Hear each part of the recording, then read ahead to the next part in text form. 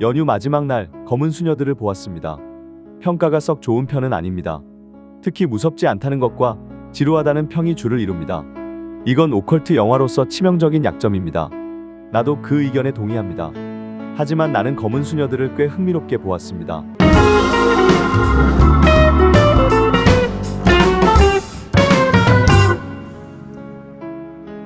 영화가 공개되기 이전 검은 수녀들은 검은 사제들과 상관이 없는 영화라는 소문이 돌았습니다. 하지만 결론적으로 검은 수녀들은 검은 사제들과 세계관을 공유합니다. 실제 검은 사제들의 설정을 그대로 이어받았습니다. 심지어 엔딩에는 그분이 등장하기도 합니다. 사실상 검은 사제들의 속편이라 불러도 무방합니다. 영화의 주인공은 수녀 유니아입니다. 그녀는 검은 사제들의 김범신 신부의 제작격인 수녀입니다. 김범신, 이 개새끼. 스승 아니에요? 너도 나중에 내 욕해. 네. 그녀는 장미십자회 소속인데 장미십자회는 교황청에서 운영하는 구마를 행하는 비밀결사대입니다. 김범신 신부도 장미십자회 소속이었습니다. 유니아는 장미십자회에서도 골칫덩어리인데 왜냐하면 영화에서 구마 행위는 서품받은 남자 신부들에게만 허락하고 있거든요. 하지만 유니아는 악령에게 빙의된 소년 희준에게 구마를 합니다. 금기를 깬 것이지요. 결국 희준이 입원을 하는데 여기서 또 다른 갈등이 발생합니다. 바오로는 신부인 동시에 의사입니다.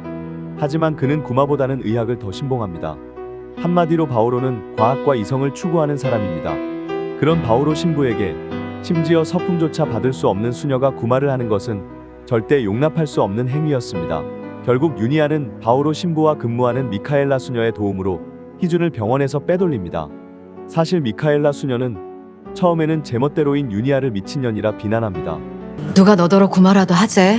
애 빼돌리는 것만 도우라고. 미친. 하지만 유니아와 미카엘라에게는 공통점이 있습니다. 유니아는 청각장애가 있지만 악령의 존재를 들을 수 있고 미카엘라는 악령을 볼 수 있습니다. 한마디로 두 수녀는 신의 능력을 체험한 수녀들입니다. 하지만 과거의 그 능력 때문에 귀태라는 멸칭을 들어야 했던 아픈 과거가 있습니다. 결국 유니아와 과거의 상처를 공유한 미카엘라가 같이 가죠. 유니아를 적극적으로 도와 희준에게 구마를 행한다는 스토리입니다. 영화는 관객들에게 두 개의 큰 화두를 던집니다. 첫째는 애써 여성들의 역할을 무시해온 남성 중심적인 보수 종교에 대한 비판입니다. 일부에서는 이걸 페미니즘적 시각이라 비판하기도 합니다. 하지만 남성 중심적 보수 종교는 다빈치 코드의 핵심 주제이기도 합니다. 과연 다빈치 코드를 페미니즘 작품이라 비난할 수 있을까요? 그리고 이미 우리나라에서도 종교인들의 여성 비하적 발언이 여러 번 사회적 물의를 일으키기도 했습니다. 그러나 나는 검은 수녀들이 말하고자 하는 것이 페미니즘은 아니라고 생각합니다. 그 이유는 이 영화가 던지는 두 번째 화두하고도 관련이 있습니다. 두 번째 화두는 바로 종교의 근본적 역할입니다. 검은 수녀들은 검은 사제들에서 잠시 언급되었던 무속신앙과 종교와의 관계를 전면으로 확장합니다. 무당이요? 제정신이에요 지금? 남들 눈엔 너나 나나 무당이나 다 미친들 맞지요. 검은 사제들에는 퇴마에 실패한 무당을 김범신 신부가 위로하는 장면이 나오기도 했습니다. 구술하고 있나 봐요? 제천법사라고 나름 실력 있다. 그런데 검은 수녀들은 이 설정을 더욱 확장합니다.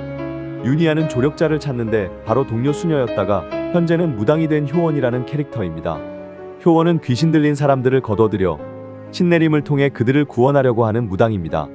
그리고 유니아와 미카엘라는 효원을 통해 무속신앙의 힘을 빌리려 합니다.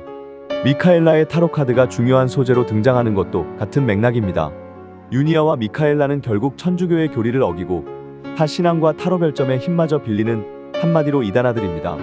여기서 검은 수녀들이 던지는 두 가지 화두가 만납니다. 한마디로 흥묘백묘. 중요한 건 고통받는 영혼을 구원하는 것이지 형식이나 종교의 형태가 아니라고 검은 수녀들은 말하고 있습니다. 고통받는 영혼을 구원하는 것. 사실 이게 바로 종교가 존재하는 이유가 아닐까요? 이 지점에서 검은 수녀들이 뻔한 주제를 말하고 또 여러 가지 단점들이 존재하지만 그럼에도 나는 이 영화가 좋았습니다.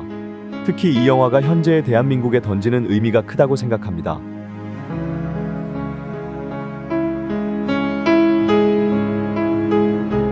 인터넷에서는 벌써 이 세계관의 세 번째 작품이 검은 스님들이냐는 비아냥이 돌고 있습니다. 하지만 나는 실제로 그럴 가능성도 있다고 생각합니다. 이 세계관에서 오히려 검은 스님들이 속편이 되는 것은 지극히 자연스럽다고 생각합니다. 나는 검은 수녀들을 보고 2025년의 대한민국 종교에 대해서 다시 한번 생각하게 됐습니다. 그래서 나는 기꺼이 검은 수녀들을 당신들에게 추천합니다.